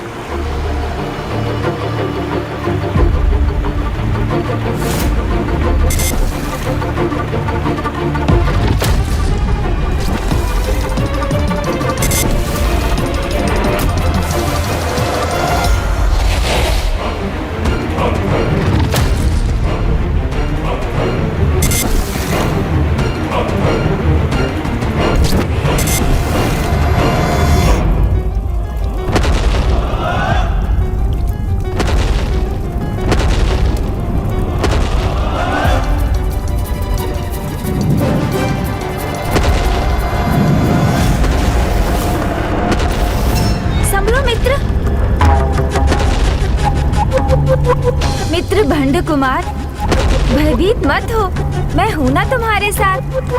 तुम्हें यहाँ अग्नि से कोई क्षति नहीं पहुँचेगी, अपितु एक महत्वपूर्ण सीख प्राप्त होगी तुम्हें। अग्नि जिसका स्पर्श करती है उसे अपनी पावन ऊर्जा से सुधार कर पवित्र बनाती है, क्योंकि जो जल में नहीं घुलता, वायु से प्रभावित नहीं होता, उसे एकमात्र अग्नि ही अपने भीतर समाहित कर नवीन रूप प्रदान कर सकती है।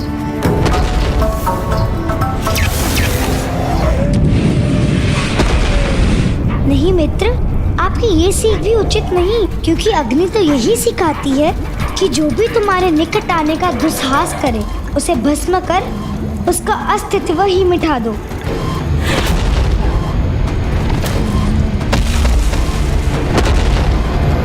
चले मित्र, चलो। मुझे आशा है कि अब तुम अच्छाई का ज्ञान प्राप्त कर अच्छाई और बुराई में भेद कर सकोगे और अपने जीवन में सदा अच्छाई का पालन करोगे। अच्छाई और हमारे महानायक? चिंता मत कीजिए मित्र, मैं आपकी सीख भली भांति समझ गया हूँ। मैं आपको वचन देता हूँ कि उन सीखों का पालन मैं अवश्य करूँगा, किंतु यदि कुछ नहीं समझ सका तो चलता है ना।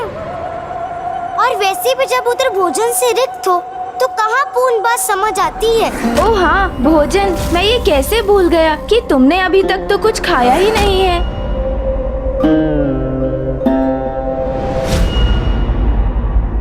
वहाँ देखो मित्र, वहाँ तुम्हारे लिए पर्याप्त आहार है।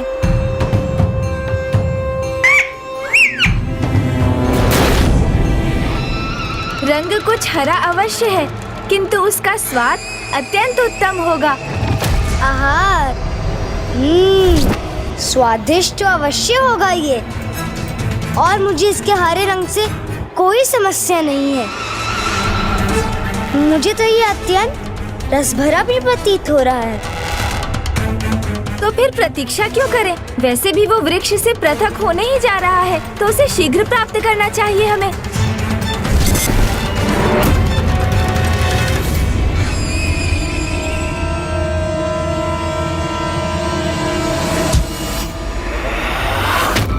मित्र, मैंने इसे प्राप्त कर लिया। कहाँ गया ये?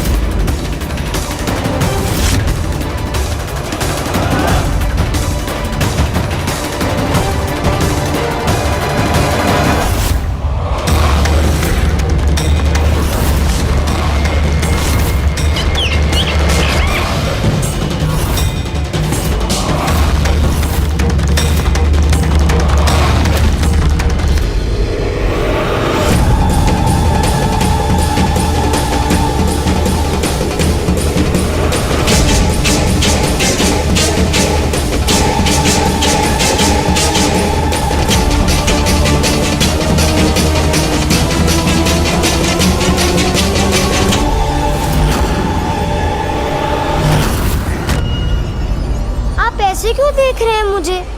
मैंने तो अपना आहार ही प्राप्त किया। तुम्हें ज्ञात भी है तुमने क्या किया है? हाँ? मेरे द्वारा दी गई सभी सीखों के विरुद्ध जाकर निर्दयता से एक निर्दोष जीव की हत्या कर उसे निगल लिया तुमने। ये क्या किया तुमने भंड कुमार? आप मुझसे क्रोधित क्यों हो रहे हैं मित्र? जैसे आपको ये हरे और लाल आम के फल भाते हैं, वैसे ही मुझे वो हरे और लाल पक्षी तो चलता है ना? नहीं, नहीं चलता है। ऐसे निर्दोष जीव की हत्या करना सर्वथा पाप है। किंतु आपने ही तो सीख दी थी कि मैं इस अनंत ब्रह्मांड का भाग हूँ, और उसी प्रकार इसमें जो भी है वो मेरा भाग है, सब एक ही है। तो यदि मैंने उस पक्षी को अपना आहार बना लिया तो क्या बुरा किया? अपने ही एक भाग का भोजन किया मैंने। वो पक्षी ब्रह्मांड का एक सजीव भाग था, उसका एक स्वतंत्र जीवन था, और ऐसे निर्दोष जीव की हत्या पाप है। तुमने अभी मुझे वचन दिया था कि तुम मात्र अच्छाई के पथ पर चलोगे, और अभी ऐसा घोर पाप करने में तुम्हें तनिक भी संकोच नहीं हुआ। ये कैसा व्यवहार है तुम्हारा भंड कुमार? किंतु इसमें क्या दोष है मेरा मित्र? आपने तो मात्र इतना ही बताया था अच्छाई क्या होती है, पाप क्या होता है, उसका ज्ञान कहाँ दिया आपने? तो फिर ध्यान से सुनो, धर्म के जो भी विरुद्ध है वो पाप है।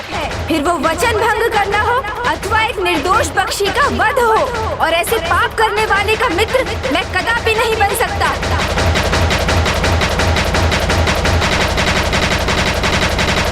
मित्र, मैं भी कहाँ किसी का शत्रु बनना चाहता हूँ। मुझे तो सबसे बड़ा शत्रु बनना है, महाशत्रु, अजात शत्रु। जिसके हृदय में अधर्म का अंधकार व्याप्त है, वो प्रथम पूज्य गणेश जी की कोई सीख भला कैसे प्राप्त कर सकता है? वचन भंग करना पाप होता, यही कहा था ना आपने? तो स्मरण कीजिए, आपने सूर्यास्त तक मेरे साथ रहने का वचन दिया था मुझे। मैं तुम्हारे साथ चलूंगा आज सूर्यास्त तक।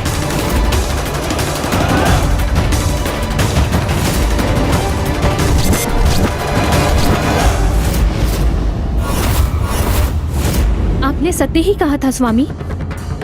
ऐसा कुटिल कपटी धूर्त ना कभी हुआ था और ना ही कभी होगा। अब बहुत अज्ञानी हूँ ना मैं, इसलिए मुझसे ये पाप हो गया। किंतु आप ही बताइए, यदि आपके मित्र को सबको धीरे धीरे समझ आता है तो क्या आप उसका त्याग कर देंगे? उस पाप से बचने का क्या उपाय है, ये नहीं समझाएंगे उसे?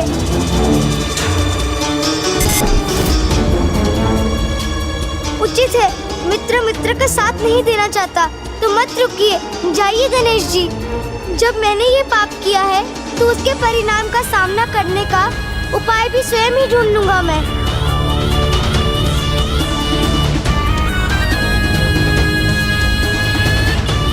पाप का फल दंड होता है, दंड होता है।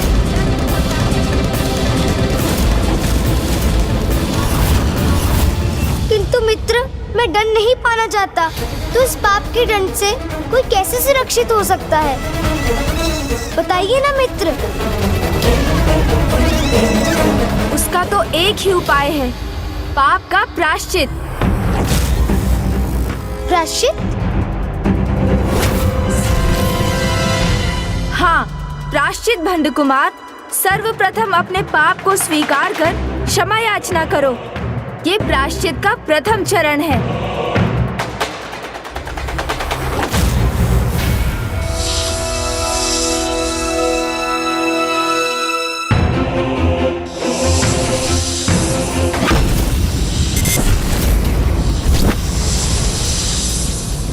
अर्थात यदि किसी से पाप हो गया हो, अपनी भूल स्वीकार कर क्षमा मांगकर उसका प्रायश्चित कर ले तो वो ढंग का भागी नहीं बनता। हाँ, भूल स्वीकार कर क्षमा याचना करने से दंड नहीं, क्षमा दान प्राप्त होता है।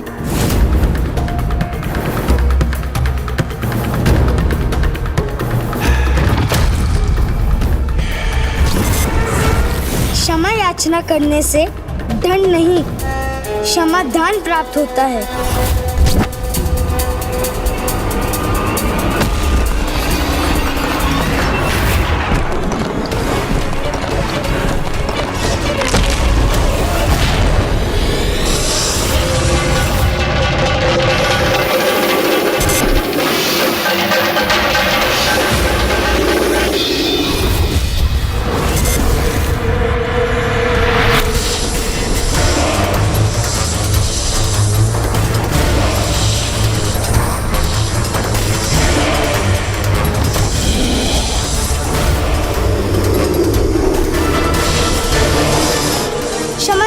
क्षमा, मुझसे भूल हुई है।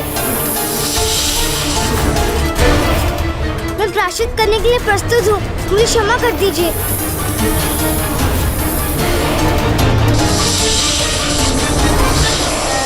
मुझे विश्वास नहीं हो रहा कि मेरी प्रत्येक सीख का अनुचित अर्थ ही निकाल लेता है। कदाचित इस भंड कुमार को सुधारने का प्रयास करना मेरी भूल थी। मित्र, मेरी विचार से भूल मुझसे नहीं, आपसे हुई है। देखिए, मैं तो क्षमा याचना कर रहा हूँ, फिर भी ये नाग मुझे क्षमा करने के लिए तैयार नहीं। ये तो क्रोध से फुफकार रहा है मुझ पर। इसकी दुष्टता की कोई सीमा भी है अथवा नहीं। अच्छा रुकिए, मैं एक बार और क्षमा याचना करता हूँ। मुझे बोध बालक से भूल होगी नागदेव, इसलिए शांत हो जाइए। मैं तो मात्र एक नहीं देखना चाहता था, जो शिक्षा मेरे मित्र गणेश जी ने दी है वो उचित है या नहीं। कृपया करके मुझे क्षमा कर दीजिए।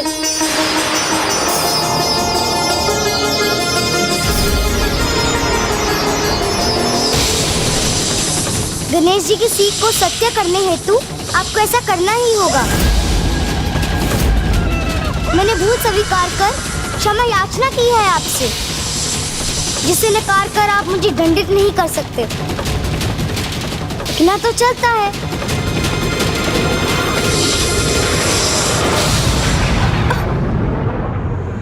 गणेश जी की सीख को सत्य करने करना ही होगा।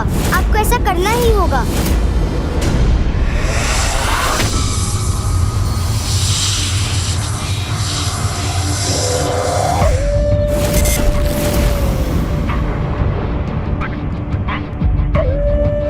वाह मित्र, आपने सत्य ही कहा था। पाप होने पर क्षमा मांग लो तो क्षमा दान मिलता है, दंड नहीं। तो पाप हो भी जाए तो चलता है। कदापि नहीं, कदापि नहीं, कदापि नहीं, कदापि नहीं, कदापि नहीं। अपनी इच्छा से किया गया पाप मात्र पाप नहीं, आसुरी प्रवृत्ति का परिचय देता है। और मुझे नहीं ज्ञात था कि मैं एक मित्र नहीं, दुष्टता का ही सृजन कर रहा हूँ। मैंने तुम्हें अब तक जो भी शिक्षाएं प्रदान की, तुमने सभी का विपरीत अर्थ समझा, जो सर्वथा अनुचित है। इसलिए अब मैं प्रस्थान करता हूँ।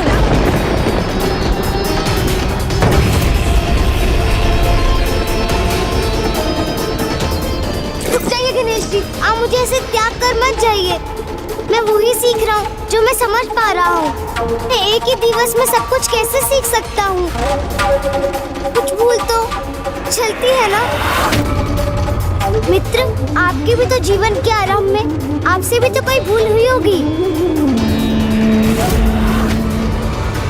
वस्त्र के स्थान पर पशु चर्म से अपना तन ढकते हैं। रहने के लिए कोई घर नहीं। नाम पूछो तो कहते हैं सभी नाम मेरे हैं।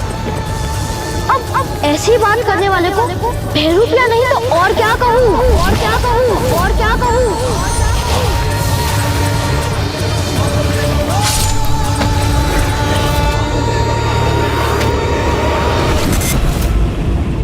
आरंभ से ही इसे सब कुछ ज्ञात होने पर भी ये अबोध होने का मिथ्या प्रदर्शन कर रहा है। आपने देखा नाथ, किस प्रकार ये गणेश जी के अतीत की घटना का उल्लेख कर रहा है। आपको तो उन भूलों के बाद भी सुधरने का अवसर प्राप्त हुआ होगा, उचित सीख प्राप्त हुई होगी।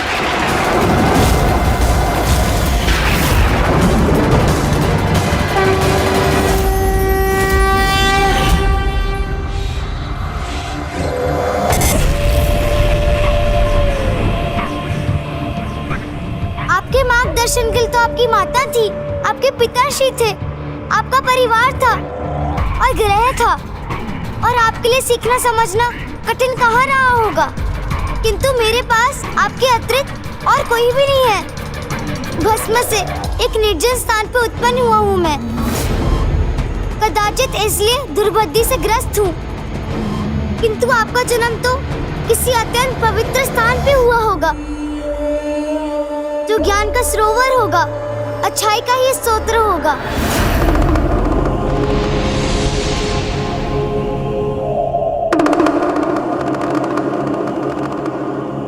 उचित कहते हो तुम। जहाँ ज्ञान की गंगा बहती है, जो ब्रह्मांड के सभी स्थानों में सर्वाधिक पवित्र स्थान है, जहाँ मेरे पिता का निवास है, मेरा निवास है, कदाचित वहीं जाकर तुम्हें सुबुद्धि प्राप्त होगी।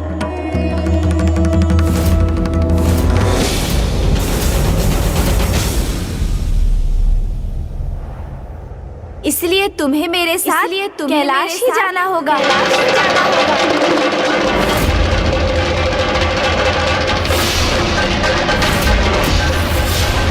धन्यवाद मित्र, धन्यवाद।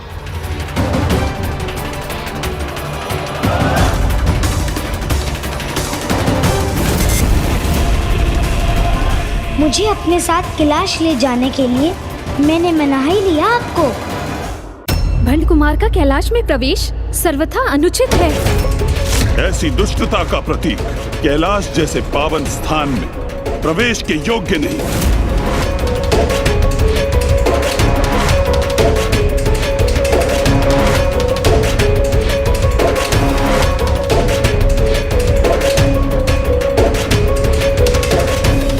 रुको भंड कुमार,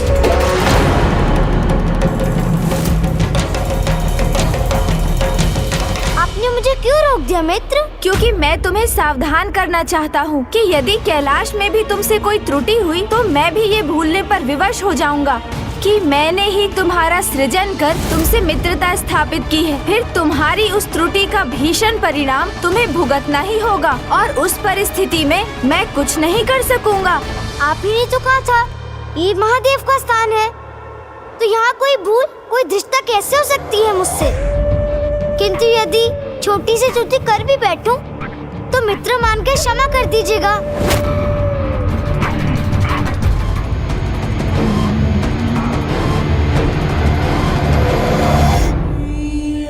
उचित है, उचित है। मैं आपको वचन देता हूँ, यहाँ मैं अत्यंत सावधान रहूंगा। मैं कोई भूल नहीं करूंगा। अब तो चलिए। अवश्य।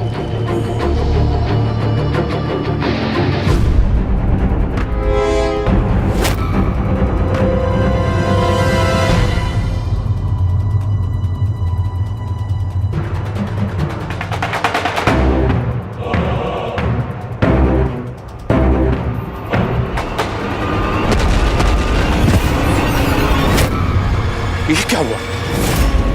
ये कैसी अदृश्य शक्ति है जिसने मुझे पीछे फेंक दिया?